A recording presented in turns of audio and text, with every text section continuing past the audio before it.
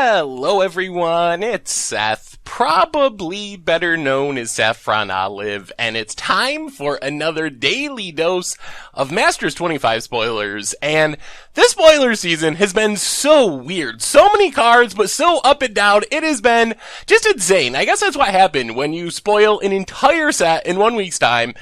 That means we got a ton of stuff to talk about today, so we're going to jump right into it, starting with our one and only Mythic for the day, Master of the Wild Hunt. So Master of the Wild Hunt, I really love this card. I don't think this card is insane or anything, but I've always had a soft spot for it. I'm not really sure why I like it. Master of the Wild Hunt, though, coming in at Mythic, it's like 10-ish bucks right now, so not a horrible Mythic, not a $1 Comet Store Mythic, so hard to complain there. Super epic beard, that's probably why I like the card, and it's a really sweet callback to the original Master of the Hunt, which can't be reprinted because it's on the reserve list, but it's really on point flavor-wise for kind of a nostalgia 25th anniversary set. If you can't reprint Master of the Hunt, might as well give us Master of the Wild Hunt instead. So, not an insane Mythic, but a super fine, worthy Mythic for Masters 25. The most exciting reprints of the day are the Filter Lads. So the Filter Lads, all 5 of them coming in the rare slot. So Cascade Bluffs, Fetid Heath, Rugged Prairie, also Twilight Mire and Flooded Grove. So these cards are a little bit strange. They've been near the top of the please reprint list for a long time now because they're pretty expensive. They're from Eventide, they're pretty old, they're fairly low supply. Right now, every one of these is somewhere between like $20 and $30, and this does a ton for box opening. This gives you a cycle of really good opens in the rare slot, lots of high value rares, gonna help even out that box EV, which was looking really inconsistent before today, with some huge winners like Jace, Imperial Recruiter, and Ensnaring Bridge, and then a lot of like janky cards, so some boxes would be great, some would be horrible, but having the 5 filter lands in the rare slot goes a long way towards evening that out. On the other hand, these cards are gonna drop a lot in price, I think, so the Filter lands, while they are expensive, they're not really heavily played. I guess they show up in Commander, but in Modern right now, they're pretty fringe. They rank behind Fetch lands and Shock lands and Fast lands and sometimes Buddy lands. It's very specific decks that want these lands. Like if you're trying to cast a Phyrexian Obliterator, Twilight Mire is great because it filters your green mana into double black mana, but most decks use other lands instead of the filter lands. So I expect that because there's not a ton of demand, this reprinting should bring the price way, way down, making these cards a lot more accessible as budget options perhaps for Modern, cheaper options for Commander decks, so a really solid land cycle, not quite to the level of enemy fetch lands, however, price-wise, they're pretty comparable outside of like Scalding Tarn. So, moving on to our next good rare, we have Eidolon of the Great Revel, and Eidolon of the Great Revel is just like an ultra staple in both Modern and Legacy. Around $10 right now, comes down, it just makes it hard for the opponents to cast stuff, gives burn decks a way to force through damage, along with having a 2/2 body, shuts down storm combo decks, so it shows up primarily in Burn in Modern. That is the number 1 home where it is one of the most important, one of the most powerful cards in that deck, but it also shows up in some Legacy decks like this Zoo deck, so a great reprint, definitely worth it. Another rare that is worth about the cost of a pack, so a rare that you're not going to be disappointed opening, plus it has really high demand for both Legacy and Modern. We also got Summoner's Pack, which is also strangely expensive, like 18 bucks, 20 bucks right now. It only shows up in one deck, and that is basically as additional copies of Primeval Titan in the Modern decks like Titan Shift, where you can only play 4 Primeval Titans, but you really, really want Primeval Titan every single game. So Summoner Pack is just 0 mana, get your Primeval Titan. Yeah, you gotta pay 4 the next turn, but that's fine, because you have the extra lands from the Primeval Titan to help pay for the Summoner's Pact. So another good reprint. It's gonna make Titan Shift a little bit cheaper in Modern. Also, strange combo decks that really want it could show up there as well. We've played like Oops All Spells in Legacy that takes advantage of it, so there's some really weird fringe combo decks that can use Summoner's Pact as well. But that's the primary home, another solid reprint value-wise.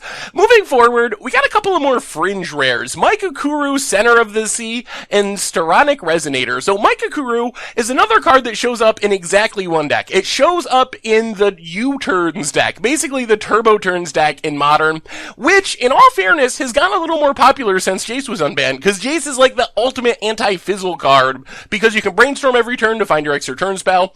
So Mythic, reasonably expensive, primarily because it's really old, it's from a low supply set, it hasn't been reprinted before, but this is still a really solid reprint. If you're gonna build the U-turns deck, now that you have Jace legal in Modern, Mythic, great addition as a land version of Howling Mind. As far as Resonator, it's just a all-star for casual play. Great commander card, very heavily played in Commander, worth a few dollars, so another fine reprint in the rare slot. Then we got a bunch of mostly unexciting from a value perspective, but on point from a flavor nostalgia perspective reprint. So Blue Sun Zenith, standard staple, part of combo decks occasionally in older formats like High Tide, where you can target your opponent, make them draw their entire deck.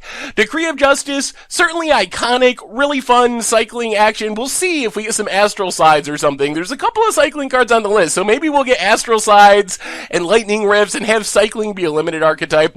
Speaking of cycling, Chroma's Vengeance, pretty much an expensive wrath that hits a whole bunch of everything. Shows up in Commander, though. Nicol Bolas, not on the reserve list, not with a book in his hand, but still, it's at rare, so I'm kind of happy there. I was afraid that being the huge Elder Dragon, Wizards might put Nicol Bolas at Mythic, not very high value Mythic, but it's a solid reprint in the rare slot. Rounding out our rare section of today's daily spoiler video. Ratcatcher, we have a kind of a rat tribal theme for limited in Masters 25, so I guess it's sweet there. Not super expensive or super in demand.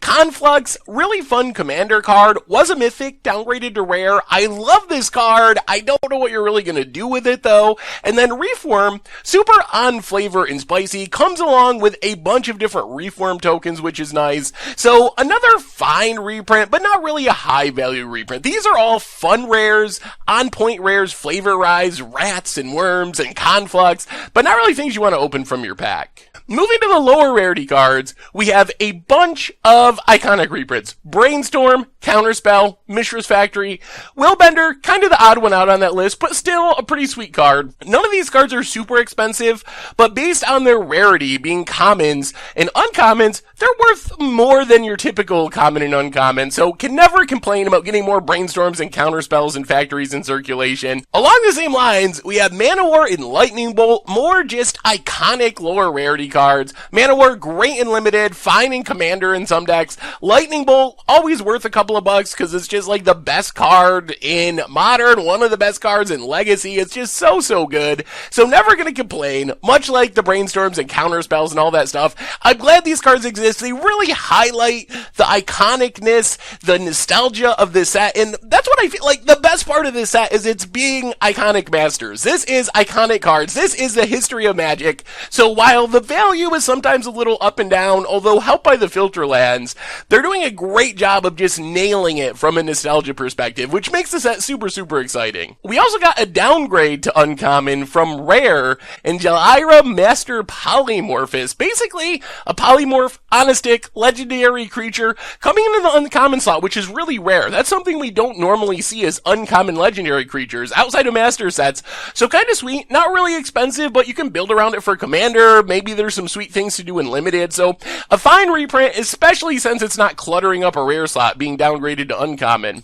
Speaking of downgrades, probably the most exciting downgrade we got in the last day is Relentless Rats. So Relentless Rats, for the first time ever, is a common, which means it's available to Pauper for the first time. So now you can play 40 Relentless Rats, 20 Swamps, see if that is good enough to keep up in the Pauper format. So definitely exciting. I don't know if that'll be a real deck. It probably won't be a real deck, but it's definitely a fun against the odds casual Pauper build now that you can just play all the Relentless Rats in your Pauper deck. Other downgrades we got that are actually pretty exciting for Pauper: Frenzied Goblin, Hordling Outburst. Frenzied Goblin, the unblockable attacking goblin. Hordling Outburst puts a bunch of goblins onto the battlefield, and goblins is already like a fringe archetype in Pauper, and both of these cards should slot right into the deck, at least potentially, worth trying in the deck.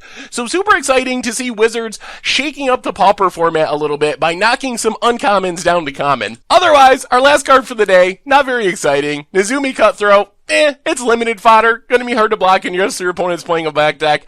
Wanted to throw it out there so we made sure we covered everything for the sake of completion.